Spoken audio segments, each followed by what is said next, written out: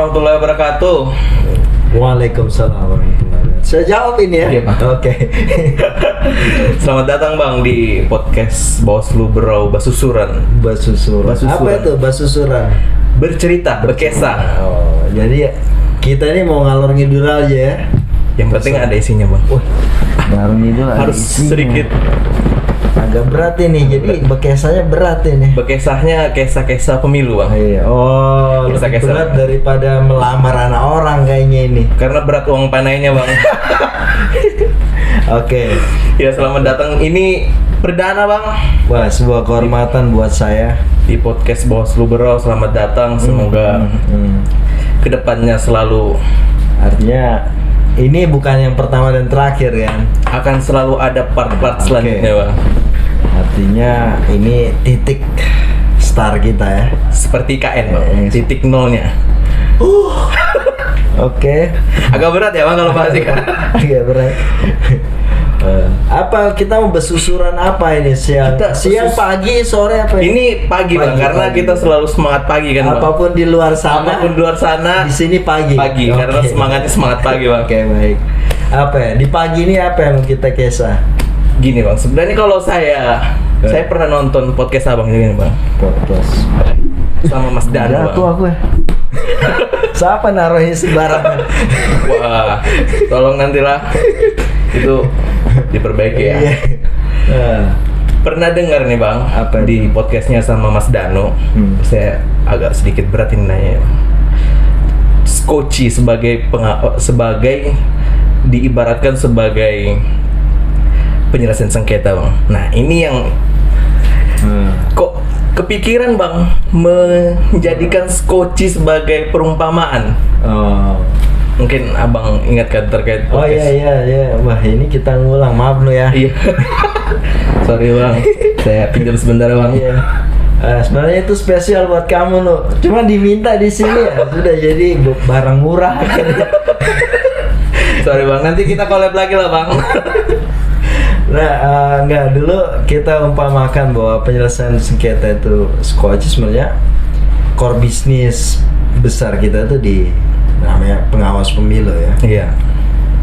Pengawas pemilu, ini jadi tegang ya, anjir. Iya Bang.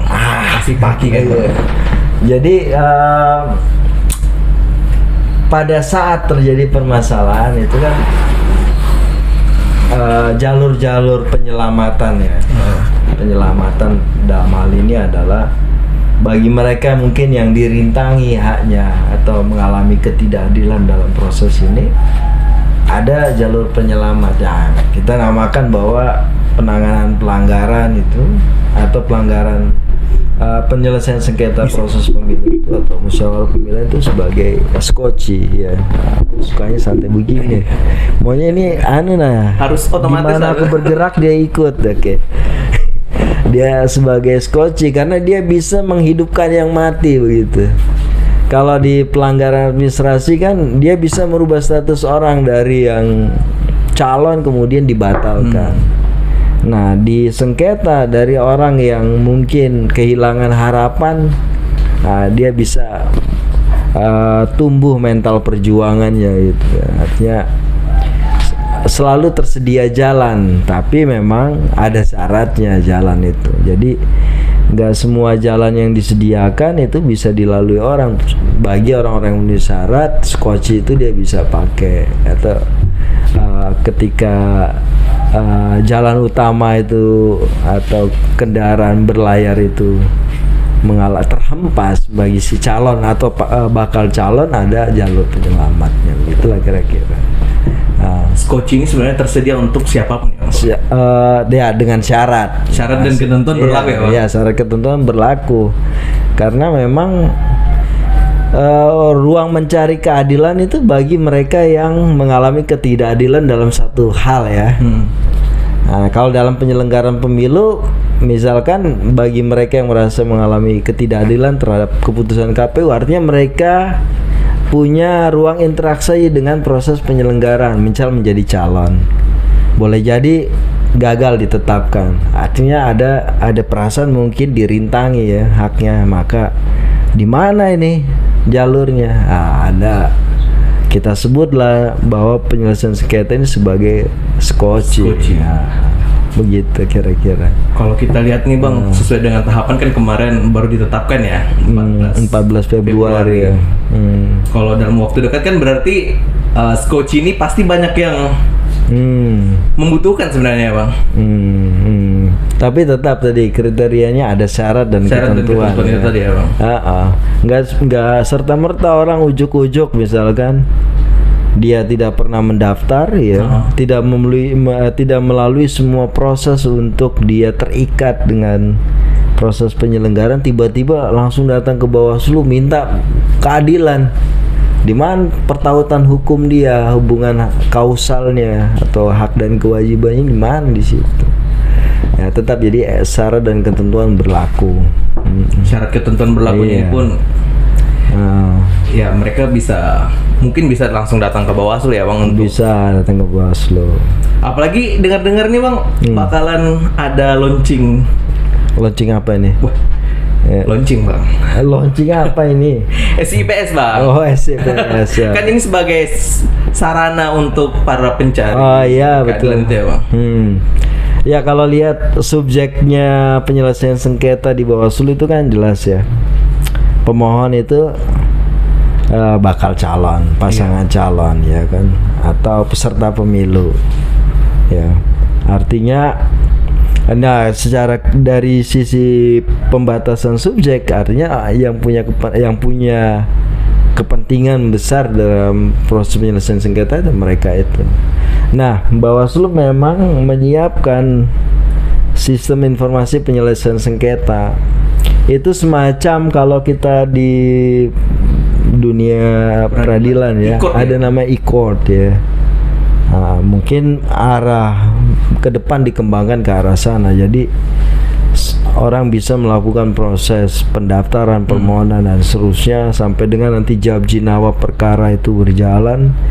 Minus pembuktian ya, karena ada surat yang harus diverifikasi ya dan seterusnya.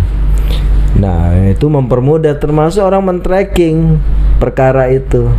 Nah, kalau itu publik juga bisa men-tracking ya. Misalkan di Bawaslu Berau nanti ada di tahapan penetapan pasangan calon DPRD di kabupaten kota. Kemudian dalam proses itu ada sengketa, publik bisa membaca arah perjalanan sengketa itu sampai dengan nanti dokumen jawab jinawabnya sampai dengan putusan itu. Jadi mungkin itu bagian dari proses bagaimana akuntabilitas Bawaslu terhadap publik ya. Karena memang lembaga ini kan memang dibentuk untuk menyelenggarakan kepentingan publik dalam hal hak sipil politik begitu kira-kira. Jadi siapapun nanti pun bisa mengakses SIPS, bukan hanya pemohon maupun bukan pemohon termohon, tapi juga masyarakat lebih luas dan bisa sampai ya sangat luas ya. Dan ketika mungkin menjadi hal yang ibaratnya berbiaya murah juga ya Bang. Berbiaya murah, iya. Karena prinsip pengadilan memang kita adopsi ya. Cepat, sederhana dan biaya murah. Begitu kira-kira.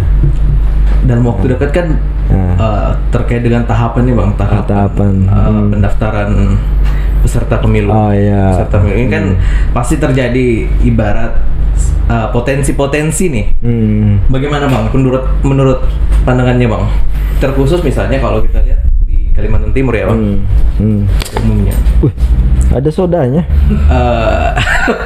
Kan agak ada manis-manisnya Bang. Iya, meletup. Ya, terus apa tadi? Terkait dengan pendaftaran peserta pemilu. Ini kan pasti ada potensi-potensi sebenarnya yang bisa terjadi orang untuk mengajukan sengketa proses kan. Iya, potensi itu ada ya. Dan memang kalau lihat ya bagaimana secara kewenangan mengenai penyelesaian sengketa ini lahir sebenarnya menjawab permasalahan terdahulu kan. Nah, dahulu banyak orang kehilangan hak misalkan, dia harus mengupayakan gimana. Dulu mungkin jalurnya melalui pengadilan tata usaha negara, tapi prosesnya lama ya, karena dia menggunakan proses pemeriksaan hukum acara peradilan tata usaha negara. Akhirnya selesai perkara atau bahkan masih berproses, tahapan sudah selesai, maka kemudian menjawab itu dibentuklah kewenangan ini, dan dengan waktu yang sangat singkat kan, 12 hari. Ini jadi tantangan juga di Bawaslu, bagaimana memastikan pemeriksaan perkara ya, permohonan penyelesaian sengketa proses dalam 12 hari itu kredibel dan bisa dipercaya, diterima oleh semua pihak. Meskipun kemungkinan bahwa ada orang yang merasa tidak puas itu pasti ada jalurnya. Tapi Bawaslu juga memastikan bahwa itu tersedia. Nah, kemudian terkait dengan pertanyaan tadi, apa potensi itu, kalau kita berkaca pada pengalaman pelaksanaan pemilu 5 tahun lalu ya, tahapan pileg pilpres di Bawaslu provinsi juga menangani ada sekitar 19 mungkin perkara itu terkait dengan DPD, kemudian pencalonan DPRD provinsi. Kalau di kabupaten kota juga ada, saat itu ada di Balikpapan, di Bontang begitu. Nah, hampir semua problem yang muncul itu soal nama yang diusulkan misalkan oleh partai politik dengan yang ditetapkan KPU berbeda. Itu terkait nomor urut sama dapil, biasanya di situ. Kemudian ada syarat pencalonan yang belum terpenuhi, misalkan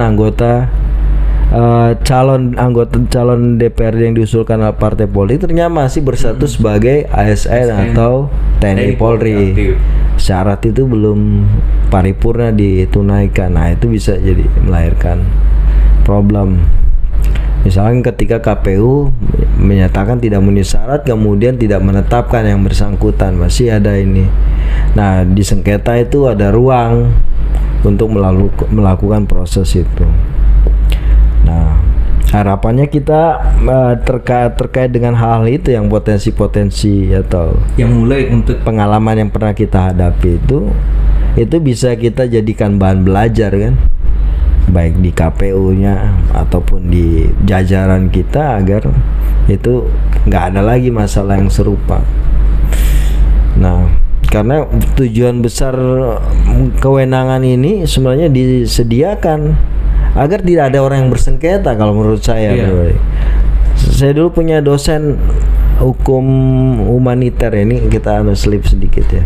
Ada pertanyaan ketika kelas pertama itu, dia tanya, apa tujuan hukum humaniter? Kita semua menjawab agar perangnya itu tidak melukai masyarakat sipil, tidak merusak ini. Enggak, jadi tujuan humaniter itu agar tidak terjadi perperangan. Tujuan lebih kepada pencegahan ya? Iya, biar nggak ada perang maka dibuat hukum humaniter. Nah, bukan berarti kesimpulannya kenapa ada hukum pemilu biar nggak ada pemilu, enggak. Jadi kenapa diatur mengenai kewenangan itu, agar misalkan KPU tak sadar betul bahwa kalau dia sewenang-wenang ada ruangnya. Kan tujuan itu kan menguji kewenangan yang dimiliki oleh KPU. Jadi dalam hal dia sewenang-wenang dalam membuat keputusan, ada ruang untuk menguji. Sebenarnya ini diambil dari dari hukum tata usaha negara kan. Bahwa dalam negara hukum kan hukum administrasi negara, dalam negara hukum ada ruang untuk menguji kekuasaan eksekutif.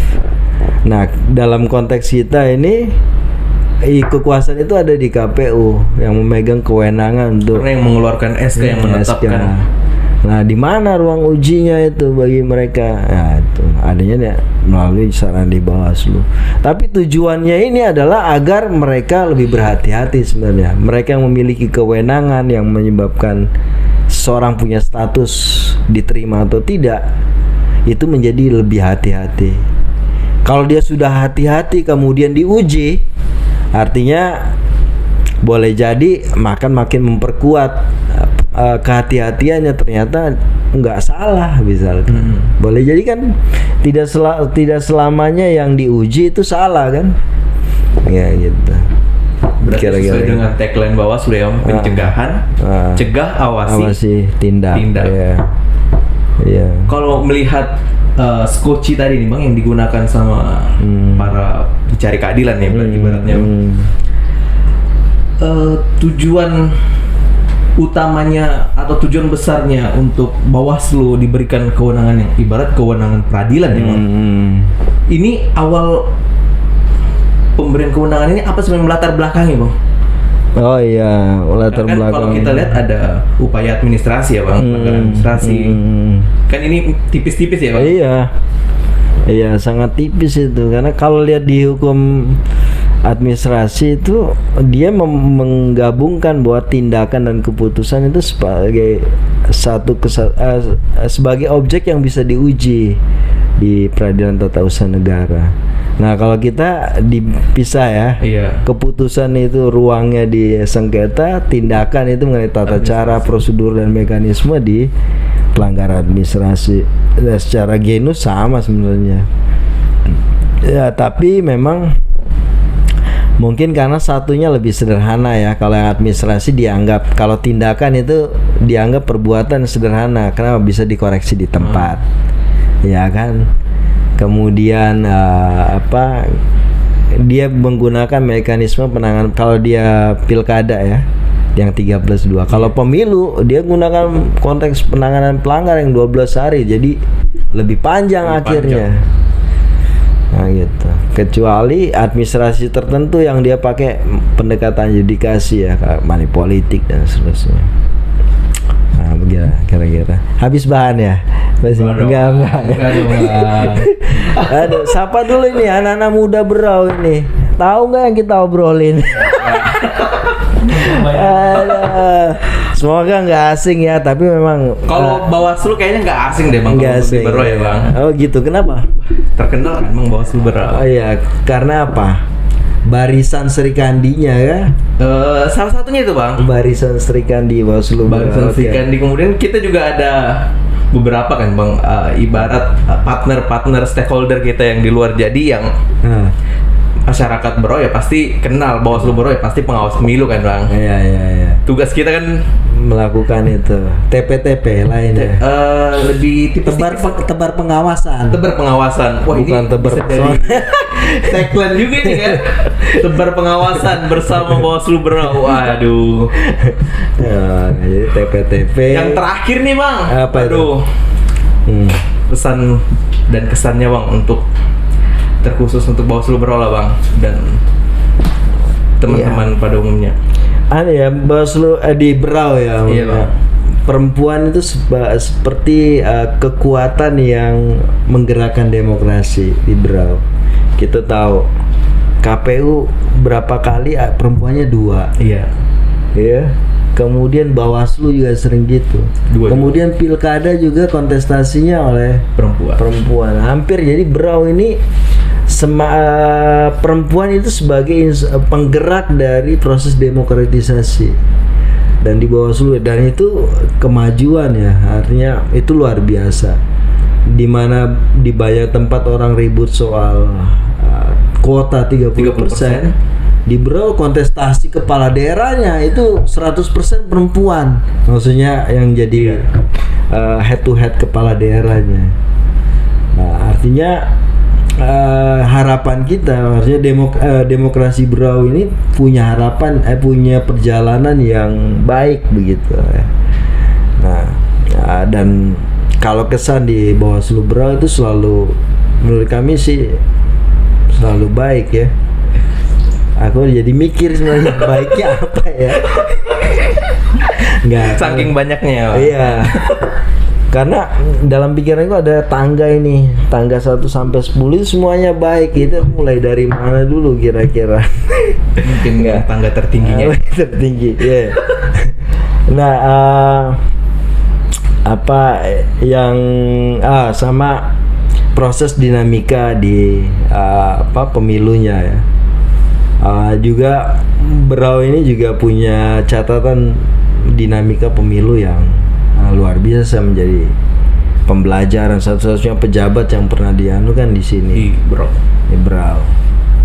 Nah, tapi kemudian tidak melahirkan gerakan sosial ya. Biasanya kan orang-orang yang berpengaruh, dia menjadi klan patron, dia bisa menggerakkan banyak massa. Tapi di Brau hampir tidak ada kasus tumbukan massa. Artinya kesadaran politik masyarakat, kedewasaan berpolitiknya tinggi begitu.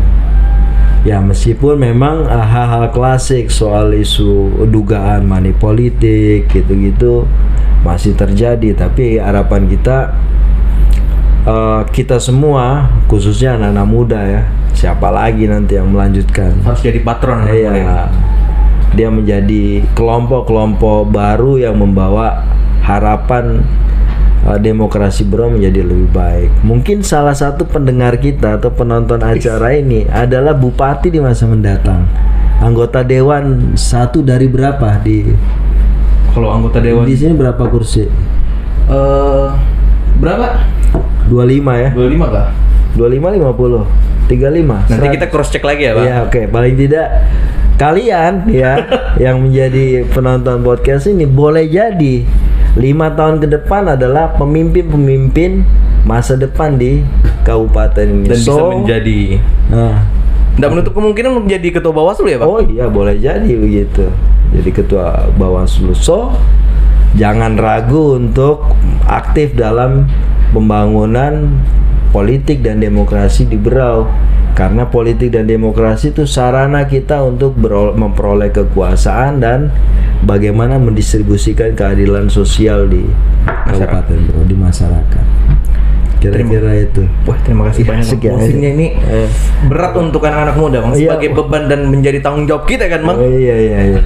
Anak muda memang harus diberi beban yang berat biar ototnya tambah kuat dia, karena masa depan itu bukan gimana untuk orang tua, untuk orang muda. Nah, kalau begitu, mau maju carilah anak muda.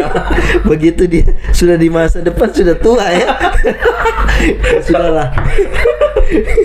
Oke, Bang, makasih banyak, Bang, waktunya. Wah, alhamdulillah berharga banget ini, Bang. 30 menitnya. 30 menit kan? 30 menit dong, Bang. Oh, karena kita semangat pagi, Bang. Jadi iya, berasa 30 menit itu kayak singkat masanya cepat berlalunya ya.